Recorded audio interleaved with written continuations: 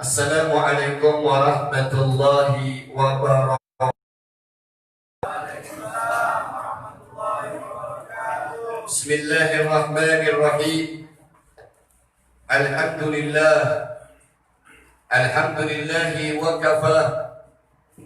Wassalatu wassalamu ala Rasulillah Sayyidina Muhammadin al-Mustafa wa ala alihi wa ashabihi min ahli sidqi wal wafa. Ashhadu an la ilaha illallah wahdahu la syarika lah wa ashhadu anna sayyidana wa nabiyyana Muhammadan abduhu wa rasuluhu nabiyya ba'dah.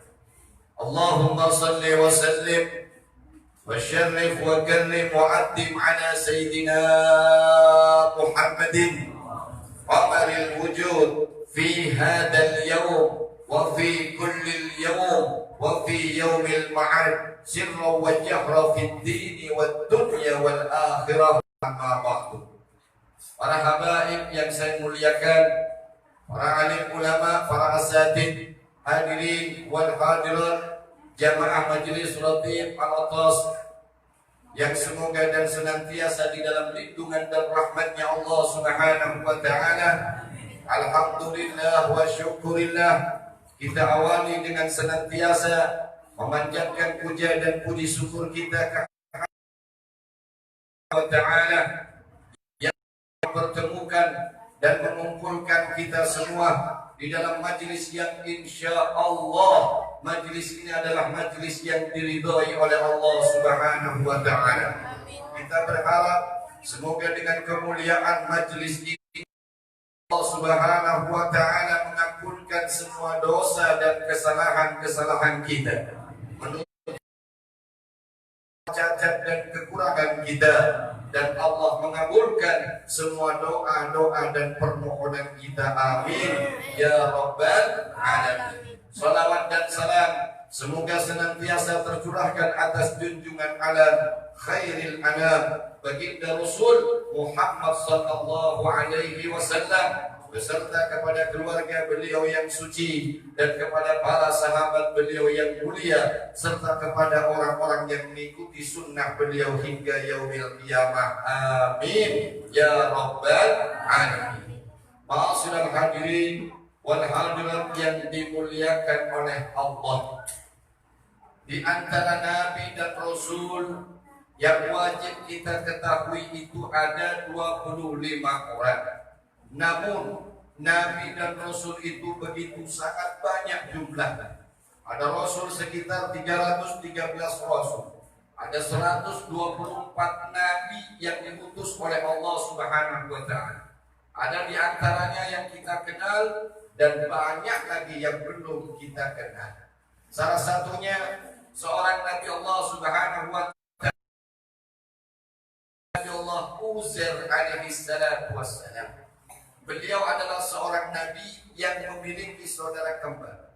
Lahirnya sama,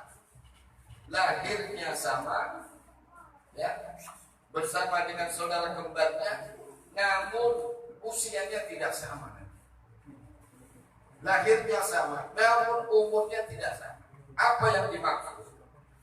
Nabi Allah Uzair alaihissalam ini pernah ditidurkan oleh Allah Subhanahu wa ta'ala. Pernah ditidurkan oleh Allah kurang lebih 50 tahun lamanya, bahkan mungkin lebih daripada itu. Namun Allah Subhanahu wa ta'ala tetap memberikan kepada Nabi Allah Uzair ini karunia dan rezeki. Tidurnya lama. Ketika Nabi Allah Uzair alaihissalam itu bangun dari tidurnya, Nabi Uzair itu keluar dari tempat tidurnya lalu melihat kotanya sudah berubah. Orang-orang yang dahulunya dikenal oleh Nabi Uzair sudah tidak seperti dulu lagi, sudah tua. Ada satu orang yang dahulunya seorang wanita yang merawat Nabi Allah Uzair alaihissalam itu dalam keadaan buta, sedang mencari Nabi Allah Uzair. Maka diganggap kota itu wanita tadi mencari, ya Uzair, setiap hari. Satu saat dia ketemu dengan Nabi Allah Uzair alaihissalam. Puluhan tahun wanita tadi sudah mencari Nabi Uzair. Lalu kemudian dia berkata, aku dah Uzair. Aku dah usir. Benarkah kau usir? Iya benar. Lalu kemudian wanita tadi berkata, kalau engkau benar usir, aku tahu di mana ada tanda-tanda di tubuhnya. Dan wanita itu kemudian menyaksikan betul bahwa di dalam tubuh Uzair ada tandanya dan membuktikan bahwa itu Nabi Uzair. Lalu dibawalah ke rumahnya. Apa yang terjadi? Saudaranya pada tua semua. Saudaranya tua semua. Nenek yang dulunya wanita yang merawat Uzair masih muda. Ini adalah kuasa Allah Subhanahu wa taala, sebagaimana Allah memberikan kepada ashabul kahfi. Dahulunya Nabi Allah Uzair itu melewati kampung, yang kampung itu sudah hancur berantakan. Hancur itu sudah terbakar, dihancurkan oleh orang-orang yang menyerang waktu itu. Dia bertanya, ya Tuhan, tanah ini sudah kering kerontang, hancur lebur dan mati semuanya. Lalu bagaimana lagi tanah ini akan hidup? Mungkin. Lalu Allah Subhanahu wa taala menunjukkan kebesarannya kepada Nabi Allah Uzair alaihi salatu wassalam. Nabi Uzair tertidur karena capek dan lelah kudanya dan menyimpan sebagian sisa dari makanannya di sebelah. Apa yang terjadi? Ketika Nabi Uzair bangun dari tidurnya, kudanya udah nggak ada. Kudanya udah jadi debu, tinggal tulang belulang dan ikat tali kudanya saja. Lalu kemudian Allah Subhanahu wa taala menunjukkan kepada Uzair yang sudah mati dan telah menjadi debu. Lalu kemudian Allah perintahkan dengan kuasa Allah, tulang belulang kuda tersebut kemudian tersusun sebagaimana bentuk aslinya. Lalu dari tulang itu keluar tumbuh daging, tumbuh urat, kemudian diliputi dengan kulit dan bulu. Lalu kuda itu pun hidup sebagaimana dahulu. Dan Allah berkata, lihatlah makanan ya Uzair. Makanan yang disimpan oleh Nabi Allah Uzair masih dalam keadaan hangat, seperti waktu Nabi Uzair masih mengingatnya berapa puluh tahun yang lalu. Inilah kuasa Allah Subhanahu wa taala. Jangan kau ragukan lagi tentang kuasa Allah.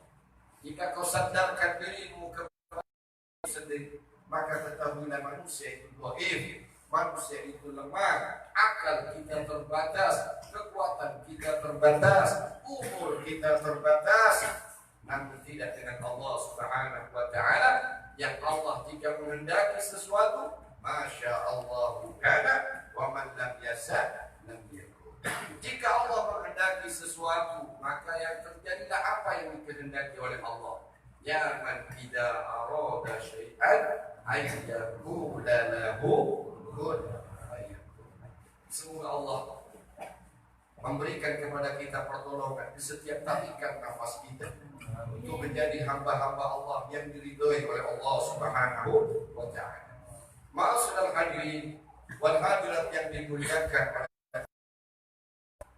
salah satu firman Allah kepada Nabi Allah Uzair alaihi salam, Allah berkata kepada Nabi Uzair, kata Allah, ya Uzair, idza adnabta dhanban saghiran fala tandur ila sigharihi wandur ila man adnabta. Uzair, jika engkau berbuat dosa yang kecil, maka janganlah engkau melihat kecilnya dosamu, namun lihatlah kepada siapa engkau berbuat dosa.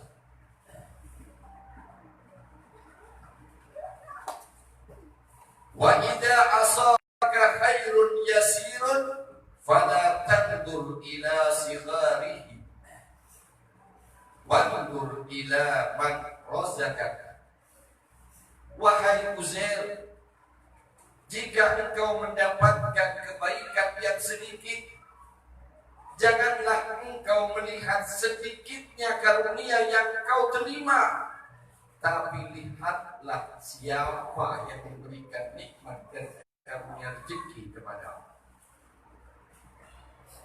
Wa idza asabaka baliyatun fala taskuni ila khalqi kama la askuka ila malaikati idza sa'idat ilayya masawi. Ya Uzair, kata Allah, engkau ditimpa oleh satu bencana, ditimpa oleh satu bala kesulitan, maka janganlah engkau mengadukannya kepada makhluk-makhlukku seperti aku yang tak pernah mengadukan keburukan, tak pernah mengadukan kesalahan, tak pernah mengadukan dosa-dosamu kepada para.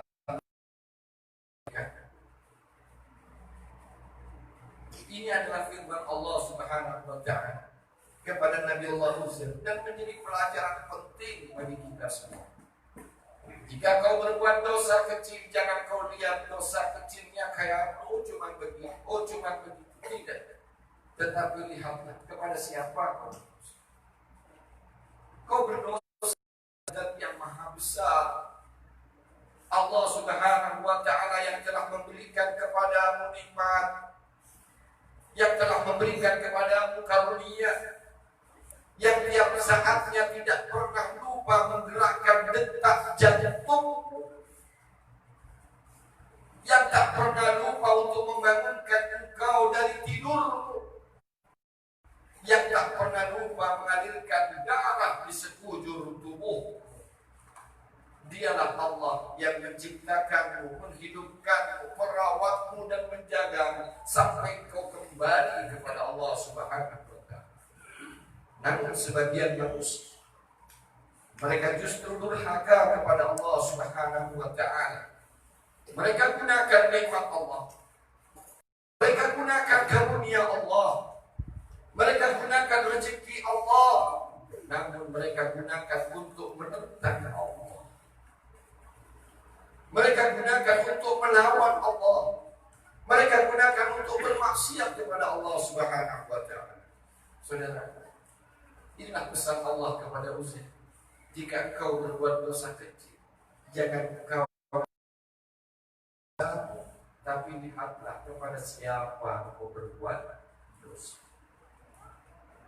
Yang kedua, hendaklah engkau itu menjadi orang-orang yang bersyukur. Karena Allah Subhanahu wa Ta'ala berpesan, jika engkau mendapatkan sedikit daripada kebaikan, sedikit daripada nikmat dan karunia, jangan kau lihat sedikit, jangan kau lihat 1.000, 2.000-nya, jangan kau lihat 5.000, 10.000 dari keuntungan, tapi lihatlah siapa yang memberikan nikmat dan karunia kepada. Tengoklah saudara, andaikan Allah kemudian memilah dan memilih untuk orang-orang yang mendapatkan rezeki dan karunia,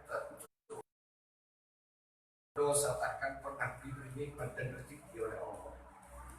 Tapi lihatlah dan sadarilah wahai saudara, berapa banyak kita berbuat dosa, berapa banyak kita berbuat salah, berapa banyak kita berbuat maksiat. Allah dapat memberikan nikmat dan karunia rezekinya kepada kita. Sampai Allah berkata, sampai kapan engkau akan sadar bahwa sekujur tubuh ini adalah nikmat dan karunia dari Allah Subhanahu wa Ta'ala. Semoga Allah jadikan kita orang-orang yang pandai bersyukur. Amin. Sebagaimana doa yang kita munajatkan tadi, Rabbi hina tawaffana muslimin. Kita minta kepada Allah, jadikan ya Allah kami orang-orang yang pandai bersyukur kepada. Yang ketiga, Allah mengingatkan kepada Nabi Allah Uzair, kata Allah, apabila engkau tertimpa musibah, tertimpa satu kesulitan, tertimpa satu derita karena balak dan bencana yang ditetapkan oleh Allah, jangan kau adukan kepada makhluk-makhlukku ya Uzair. Sering mengeluh dan mengadukan musibah kita kepada orang lain itu bisa menjadi haram. Namanya syikayah. Syikayah itu selalu mengeluh. Setiap ketemu orang kita cerita derita kita. Setiap ketemu orang kita ceritakan kesulitan kita. Setiap ketemu orang kita ceritakan derita kita. Ketika orang mencoba untuk mengingatkan kita dengan kesabaran, namun kau berkata, oh kamu tidak tahu dengan apa yang saya rasa. Oh kamu tidak tahu dengan derita apa yang saya terima. Yang dimaksud dengan sikayah, engkau menceritakan deritamu kepada orang, menceritakan tentang bencana kita kepada orang lain dengan hati yang tidak ridho dengan ketetapan Allah. Tapi kalau kemudian kita bercerita derita kita, bercerita tentang musibah yang menimpa kita, namun hati ridho dengan sikayah. Contoh, ini pernah terjadi kepada Nabi kita Muhammad Sallallahu Alaihi Wasallam. Nabi Muhammad pernah menceritakan keluh kesahnya kepada malaikat Jibril alaihissalam. Aku bingung ya Jibril, aku berat ya Jibril, aku cerita ya Jibril. Jibril bertanya, ya Rasulullah, apa yang membuatmu bingung, apa yang membuatmu berat, apa yang membuatmu kau menderita ya Rasulullah. Ini diucapkan oleh Nabi Muhammad SAW ketika detik-detik akan wafatnya Nabi Muhammad SAW. Lalu Jibril bertanya, apa yang membuatmu menderita ya Rasulullah? Rasul menjawab, ummati, ummati, ummati. Umatku yang umatku yang umatku yang. Kalau aku sudah tiada lagi ya Jibril, siapa yang akan membela umat ini? Kalau aku sudah tiada ya Jibril, siapa yang akan membimbing umat ini? Itu adalah beratnya Nabi Muhammad yang pernah diceritakan kepada malaikat Jibril. Namun itu tidak termasuk hikayah karena Rasul ridho dengan ketetapan Allah Subhanahu wa Ta'ala. Ini yang membedakan antara mengeluh yang dibolehkan dengan mengeluh yang tidak dibolehkan adalah hatimu tetap ridho kepada Allah. Bahkan untuk orang-orang yang seperti ini Allah mengatakan, barang siapa yang tidak mau bersyukur dengan nikmat-nikmat, dan barang siapa yang tidak mau bersabar dengan ujian-ujian, dan barang siapa yang tidak ridho dengan ketetapanku, yattahid rabban siwani, kata Allah, cari Tuhan selain aku. Murka Allah kepada orang yang tak mau bersyukur, murka Allah kepada orang yang tidak mau bersabar, dan murka Allah kepada orang-orang yang tidak ridho dengan ketetapan Allah. Semoga Allah jadikan kita orang-orang yang diridhoi oleh Allah Subhanahu wa Ta'ala. Di antara para nabi-nabi yang lain, ada nabi yang asing namanya buat kita. Dari golongan Bani Israel. Memang paling banyak nabi itu diangkat oleh Allah dari golongan Bani Israel. Sehingga ayat tentang Masjidil Aqsa itu menerangkan banyak di kota Palestina dari golongan Bani Israel. Subhanalladzi asra bi 'abdihi lailan minal masjidil haram ilal masjidil aqsa alladzi barakna hawla, yang kami berkati di sekitarnya. Sebagian ulama tafsir mengatakan maknanya adalah banyaknya nabi yang dilahirkan dan diangkat di sekitar Masjidil Aqsa, kota Palestina, yang dia adalah keturunan dari Bani Israel. Di antara nabi dari golongan Bani Israel tadi adalah ada namanya Nabi Habakuk. Ini agak asing bagi kita. Namun cerita yang terkenal dari Nabi Habakuk ini bisa menjadi inspirasi, pelajaran, tarbiyah untuk kita semua. Di antara para nabi itu ada yang mendapatkan wahyu firman dari Allah itu melalui mimpi. Banyak nabi-nabi itu mendapatkan wahyu dari Allah melalui mimpi. Jadi mimpinya adalah mimpi yang sidqi, mimpi yang benar, berbeda dengan mimpinya kita. Ada satu orang bertanya tentang masalah mimpi, kata Nabi, mimpi yang paling benar adalah mimpinya orang yang paling sedikit dustanya. Jadi kalau kita rajin berdusta, udahlah gak usah ditafsir lagi, mimpinya itu mesti mimpi yang benar. Jadi mimpi para nabi ada sebagian yang bermimpi, mimpinya itu adalah firman daripada Allah Subhanahu wa Ta'ala. Dalam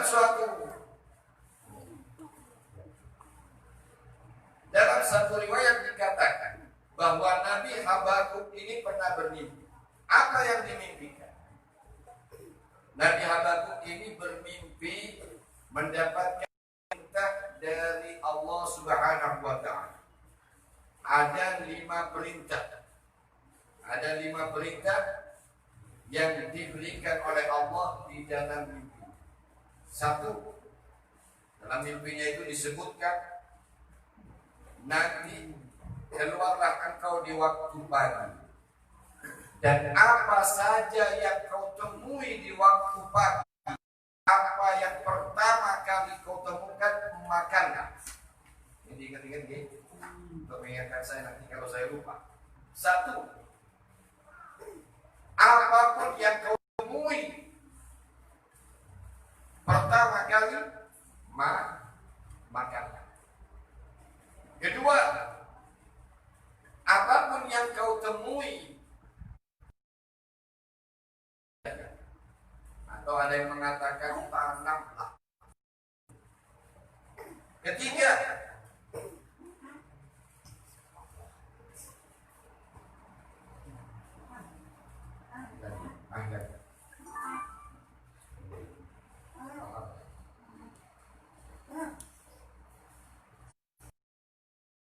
apapun yang terimalah. Sebagian mengatakan sembunyi kata. Yang 4,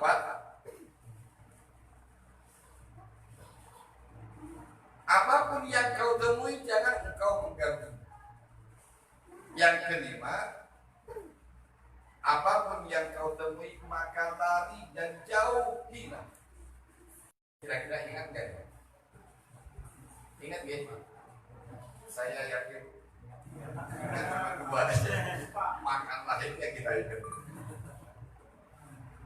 1, kata dalam mimpinya, apapun yang kau temui pertama kali, makan. Maka keluarlah Nabi Habakuk ini di waktu pagi, keluar dia dari rumahnya. Apa yang dia temui?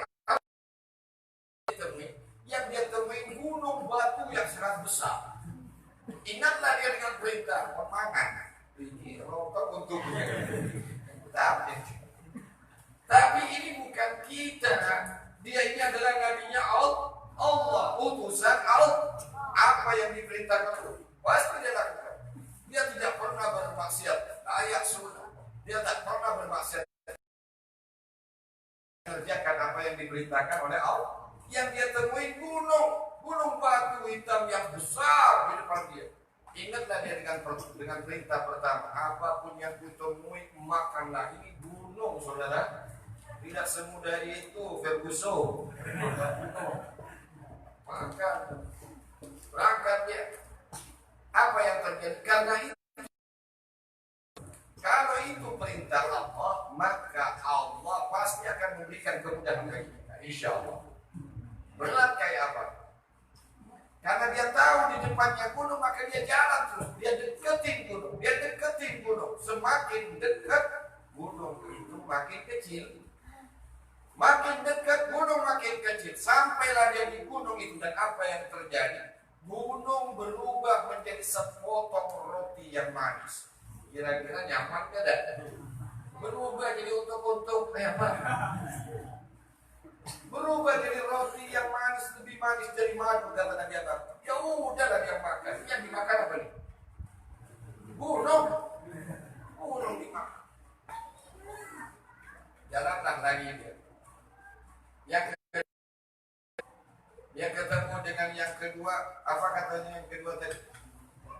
Halo, sembunyikan atau tanam. Ketemu apa yang kedua?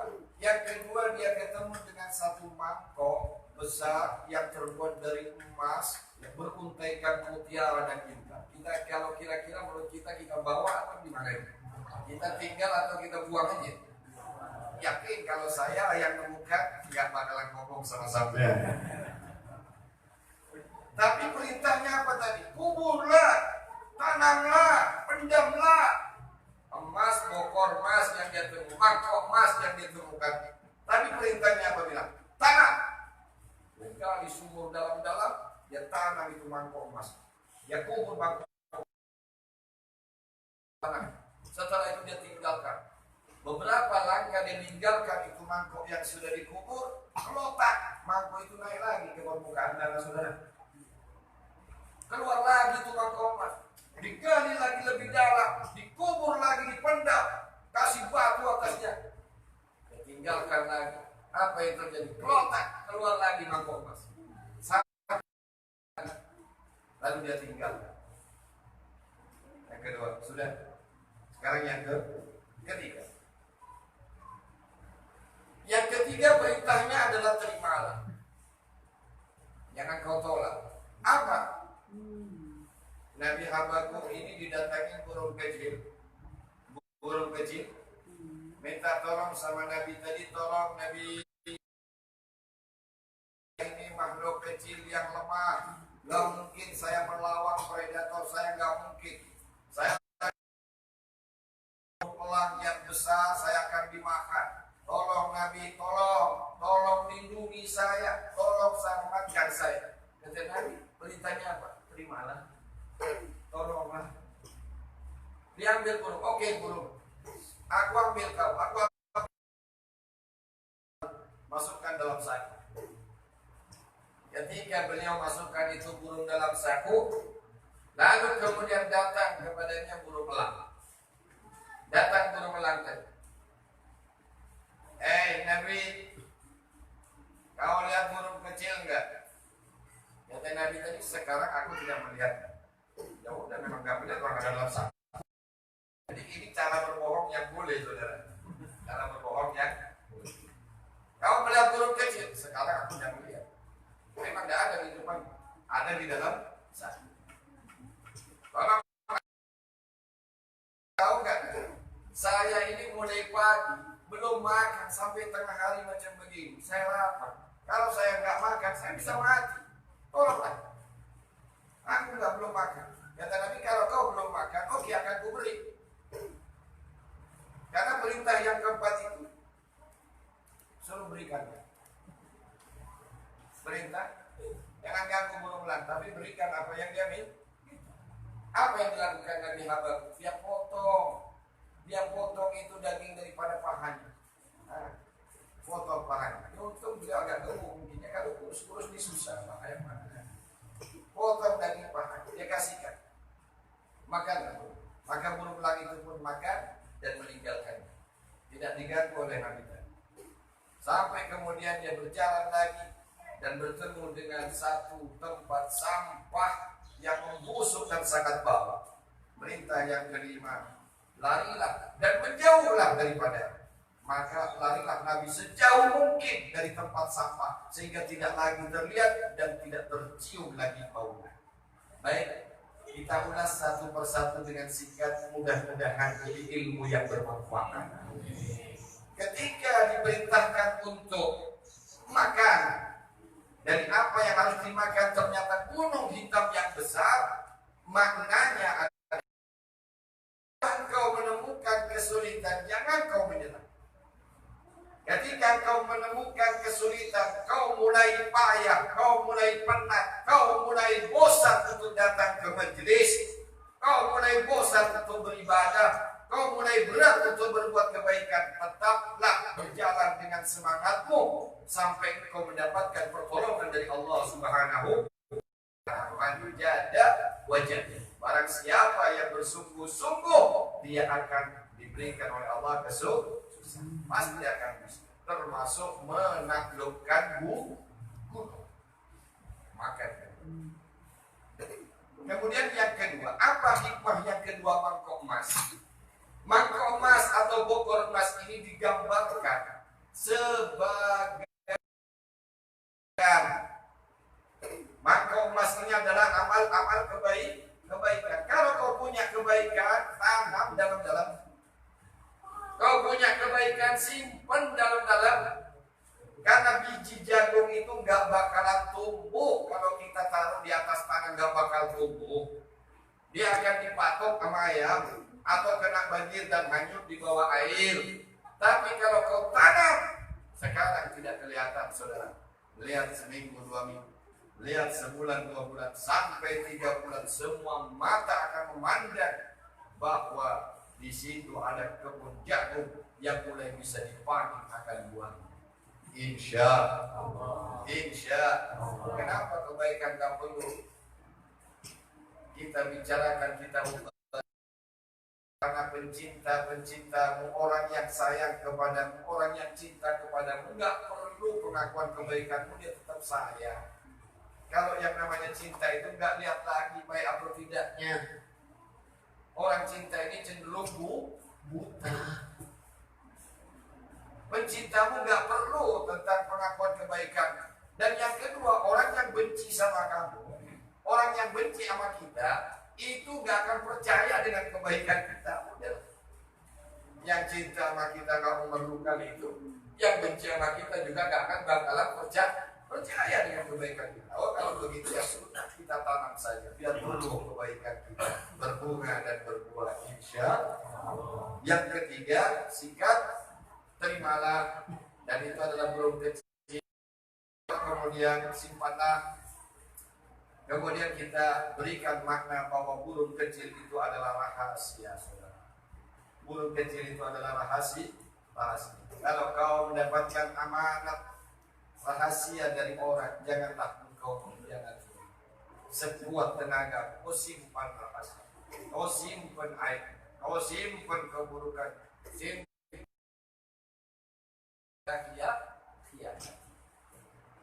Sedangkan yang keempat, ya, berikanlah apapun yang kita miliki. Kalau ada orang meminta pertolongan, berikan semampu kita. Karena tidaklah orang datang meminta pertolongan kepada kita kecuali pasti dia adalah utusan-utusan Allah.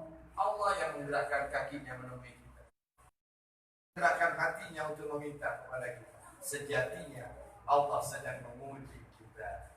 Mungkin keadaan kita sekarang berbeda, tapi pasti kita pernah mengalami keadaan seperti orang yang sedang meminta pertolongan kepada kita. Maka oleh karena itu, berikanlah apa yang bisa kita berikan jika memang ada orang yang meminta kepada kita. Kemudian yang kelima dan ini yang terakhir, ya, kita memberikan makna larilah dari tempat itu. Apa yang ditemukan? Tempat sampah yang busuk dan membau. Apa maknanya? Riba. Artinya riba. Apa riba? Menggunjing. Apa menggunjing? Ngomongin buruknya orang. Kayak apa sih riba? Kalau saya ceritakan buruknya, orangnya bakal namanya riba. Tapi kalau saya cerita, contoh misalkan dia keburukan sama sampean, tapi kalau orangnya nggak marah, malah senyum, malah ketawa, ya bukan riba. Contoh seperti teman-teman, kadang-kadang gojlok-gojlokan, urut-urutan. Tapi kalau tidak marah, ya bukan riba. Riba itu kalau kita cerita, lalu orangnya tahu, orangnya marah, namanya riba. Janganlah engkau gunjing saudara, karena engkau tak bakalan bangkai yang sudah busuk daripada bangkai daging saudara. Mudah-mudahan ini menjadi ilmu yang bermanfaat buat kita semuanya. Jadi ilmu yang barokah, insya Allah kita bisa lebih menjaga diri sampai kita menjadi orang-orang yang diridhoi oleh Allah Subhanahu